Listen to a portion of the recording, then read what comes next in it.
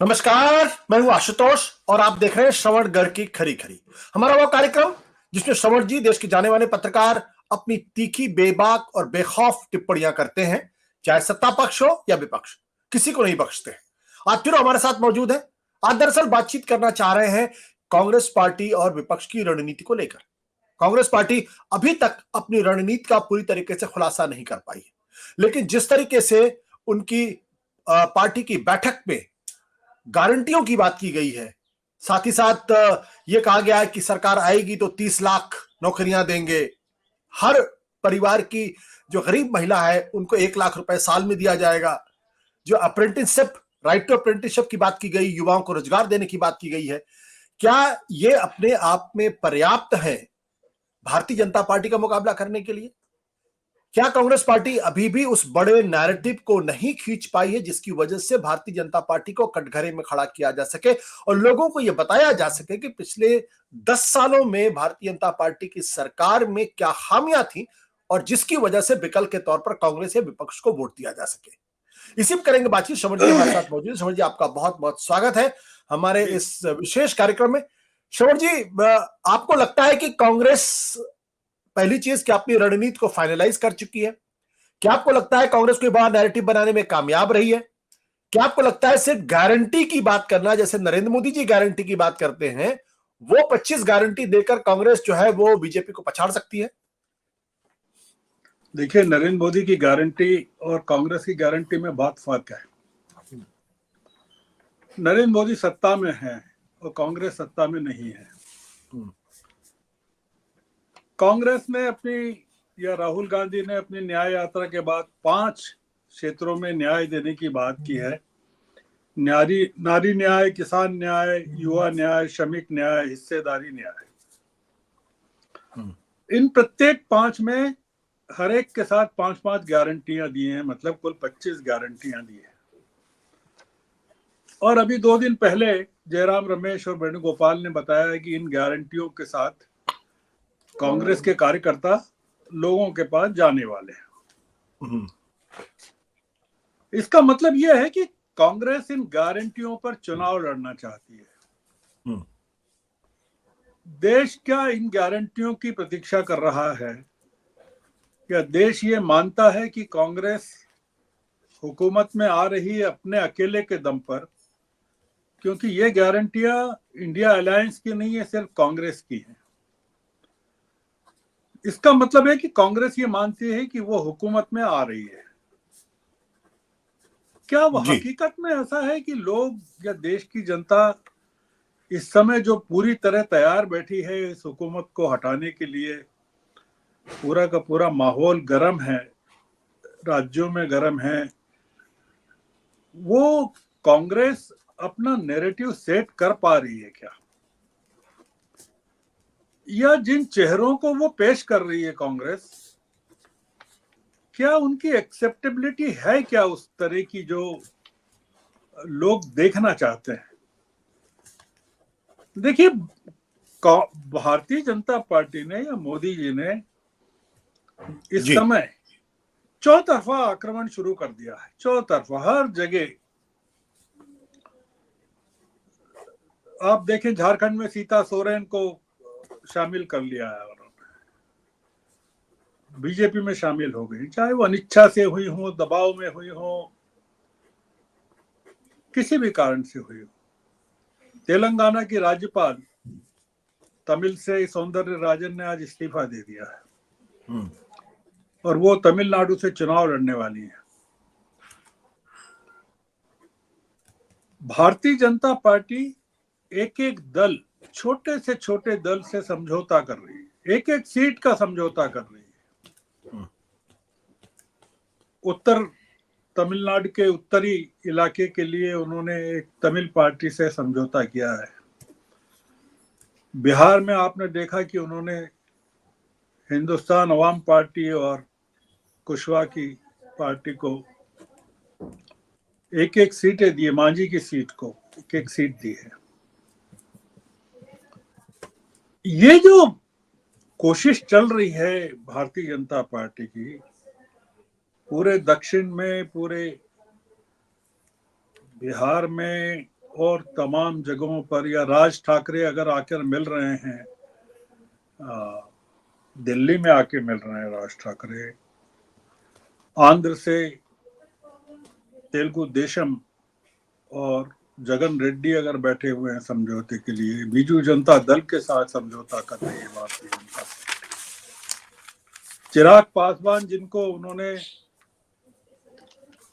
चाचा के लिए बाहर कर दिया था एकदम, इस समय इतने संकट में है कि उन्होंने चाचा को बाहर कर दिया और चिराग पासवान को अंदर ले लिया, 5 सीटें दे दी। मैं तो ये कुछ घटनाएं बता रहा हूं, मैं आपको 50 घटनाएं बता सकता हूं, 50 चीजें बता सकता हूं कि भारतीय जनता पार्टी किस तरह के एक्शन में है, कितनी आक्रामक तरीके से काम कर रही है। अब देखिए कि भारतीय जनता पार्टी ने जो 2 मुद्दे उठाए हैं जिन पर वो चुनाव लड़ना चाहती है, वो एक मुद्दा सनातन का है। वो दक्षिण में उसको जो स्टालिन के बेटे हैं उदयनिधि, उनके खिलाफ इस्तेमाल करना, और दूसरा जो मुंबई से निकाल के लाए हैं मोदी जी, नारी शक्ति वाला, उसको मुद्दा बनाना चाहती है।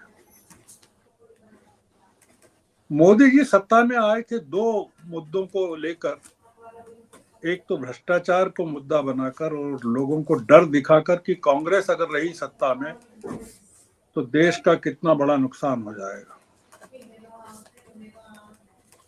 इस समय जो देश की जनता प्रतीक्षा कर रही है, वो प्रतीक्षा ये नहीं कर रही है कि गारंटियां क्या होंगी, कांग्रेस अगर हुकूमत में आ गई तो क्या देगी, 1-1 लाख रुपए महिला को देगी, या अप्रेंटिसशिप के लिए डिप्लोमा होल्डर्स को प्रतिवर्ष स्टाइपेंड देगी, या 30 लाख सरकारी नौकरियां देगी, या गिग इकोनॉमी में सामाजिक सुरक्षा मिलेगी। लोग इतने, लोगों को आज जो चाहिए वो ये चाहिए, केवल 2 चीजें चाहिए कि सरकार को क्यों जाना चाहिए।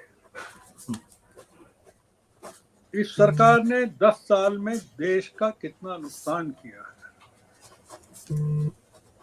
देश के नागरिकों में, देश की संस्थाओं में किस तरह का डर पैदा किया है, संस्थाओं को कैसे समाप्त किया है। उनके आंकड़े उपलब्ध हैं, महिलाओं के साथ हुए अत्याचारों के आंकड़े उपलब्ध हैं। नारी सुरक्षा की मांग बात को लेकर मोदी जी तेलंगाना में जो बात करते हैं उसको कॉन्ट्राडिक्ट करने के कई आंकड़े मौजूद हैं कि प्रतिदिन देश में महिलाओं के साथ क्या हो रहा है जी। और इस बात के आंकड़े मौजूद हैं, इस बात का एनालिसिस मौजूद है कि अगर ये हुकूमत सत्ता में फिर से आ जाती है तो वो क्या करेगी। लोगों को केवल ये 2 चीज बताने की जरूरत है, लोगों को गारंटियों की प्रतीक्षा ही नहीं है। ये बड़ा एक एकेडमिक तरीके से कांग्रेस चुनाव को लेना चाहती है। ये इस समय ये उनको देखना चाहिए कि जो विपक्ष है कांग्रेस का, यानी भारतीय जनता पार्टी है, वो लोकसभा की लड़ाई को एक युद्ध की तरह ले रही है। आपातकाल के दौरान केवल एक मुद्दा था, कोई घोषणा पत्र नहीं था और कोई गारंटी नहीं थी विपक्ष की। कुछ नहीं कहा था विपक्ष ने कि हम ये आएंगे तो ये करेंगे, ये गारंटी देंगे, वो कुछ नहीं कहा था। केवल एक था कि इनको हटाना है सत्ता से। और ये कहा था कि ये सत्ता अगर रही तो देश में क्या होगा, और लोगों ने यकीन किया क्योंकि उन्होंने देखा कि किस तरह के अत्याचार हुए थे, किस तरह की नागरिक अधिकारों का हनन हुआ था, किस तरह से इंस्टीट्यूशंस का हनन हुआ था, जुडिशरी का हनन हुआ था।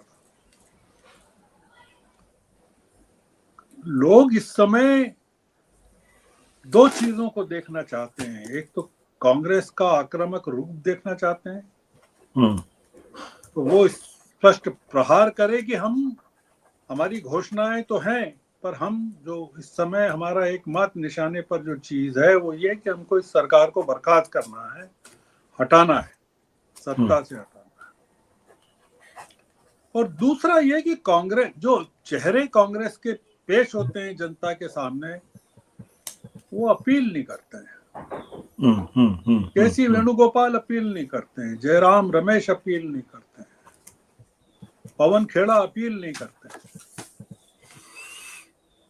आप महिलाओं को आगे कर दीजिए, सुप्रिया श्रीनेत को आगे करिए, अलका लांबा को करिए, रागिनी नायक को करिए, प्रियंका गांधी को करिए। ये नारी को मुद्दा बना रहे, नारियों को आगे करिए और आप अपने पूरी तमाम चीजों की कमान इनके हाथों में देखें, ये चुनाव को आगे ले जाए। तो मेरा ये मानना है आशुतोष जी कि ये लड़ाई बहुत गंभीर दौर में पहुंच रही है। भारतीय जनता पार्टी अपने तमाम संसाधनों का, अपनी पूरी ताकत का, जिस शक्ति का उपयोग राहुल गांधी ने किया था कि उनके पीछे, मोदी जी के पीछे जो पूंजी की शक्ति है, सत्ता की शक्ति है, सिस्टम की शक्ति है, पूंजीपतियों की शक्ति है, वो शक्ति से उनकी लड़ाई है। मोदी जी तो मुखौटा है। तो ये वो इनकी लड़ाई के जो औजार हैं, हथियार हैं, जो घोषणा पत्र है, जो डिमांड है, उसमें रिफ्लेक्ट नहीं कर रहा है। लोगों की जुबान नहीं बन रहे हैं। ये इनके जो एक्सप्रेशन हैं बहुत ही एलियन हैं, अंग्रेजी के हैं। ये जो चेहरे हैं ये हिंदी के नहीं है जो लोगों के सामने पेश हो रहे हैं। ये आपको चेहरे बदलना पड़ेंगे, आपको उनकी जुबानें बदलना पड़ेगी। आप ये चुनाव सोशल मीडिया का प्लेटफॉर्म नहीं है, ट्विटर नहीं है, इंस्टाग्राम नहीं है, फेसबुक नहीं है। ये चुनाव मैदानी लड़ाई है और इसके मुद्दे भी मैदानी होना चाहिए और इसमें नागरिकों के साथ बात करने वाले लोग वो होने चाहिए जी, जो जुबान को समझते हैं इस इलाके की, इस देश की, और जो इनका इलाका है, बीजेपी के वोट बैंक का जो इलाका है, उस इलाके की जुबान को समझते हैं। ये with due respect to the people who are, तमाम सम्मान के साथ कि ये लोग जो रिप्रेजेंट कर रहे हैं राहुल गांधी को और कांग्रेस को, या न्याय यात्रा को जो रिप्रेजेंट करते रहे, उनका रोल अब खत्म हो गया है। अब एक नए जत्थे को कांग्रेस की कमान अपने हाथ में लेना चाहिए और कुछ ऐसी बात है कि कांग्रेस के पास वो लोग हैं, वो चेहरे हैं। आप मतलब मैं आखिरी बात इसलिए कहना चाहता हूं कि जो गोदी मीडिया है उसकी सफलता का जो कारण है वो जो महिला एंकर्स हैं वो हैं। वो इस पूरी की पूरी जो कन्विंसिंग, आक्रामक तरीके से अपनी चीजों को पेश करती हैं, वो पेनिट्रेट करती हैं। कांग्रेस को गोदी मीडिया से कम एक बात सीखना चाहिए कि जिन महिलाओं को उनको आगे करना चाहिए अपनी बात कहने के लिए, इस देश की जनता से कम्युनिकेट करने के लिए, उनको ट्रेन के दूसरी बोगी में नहीं रखना चाहिए, उनको पहली बोगी में मंच पर रखना चाहिए और अपना फोकस जो है एकदम तय होना चाहिए कि हमको ये लड़ाई इसलिए लड़ रहे हैं, इनको हटाना इसलिए जरूरी है कि इनको हटाए बिना हम अपनी घोषणाएं पूरी नहीं कर पाएंगे और हमको अपनी गारंटियां लोगों को तक पहुंचाने के लिए सबसे पहली जरूरत यह है कि इनको हटाएं। और ये अगर नहीं हटे तो देश कहां पहुंच जाएगा, ये लोगों को कन्विंस करवाना चाहिए।